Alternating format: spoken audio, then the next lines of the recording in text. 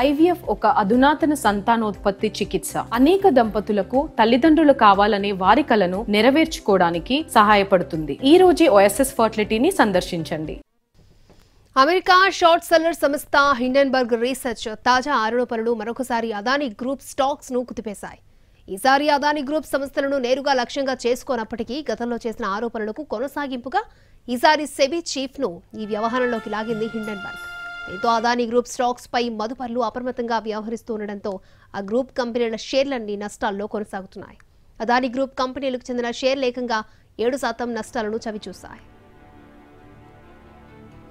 అదానీ గ్రూప్నకు చెందిన Adani energy solutions ఈ ఉదయం బీఎస్ఈలో ఏకంగా 17% మేర నష్టపోయింది.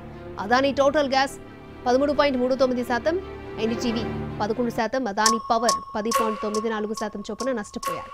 Adani Green Energy 6.96%, Adani Wilmar 6.49%, Adani Enterprises 5.43%, Adani Ports 4.95%, Ambuja Cements 2.53%, ACC 2.42% చొప్పున నష్టపోయాయి. అయితే తర్వాత కాస్త కోలుకున్నాయి.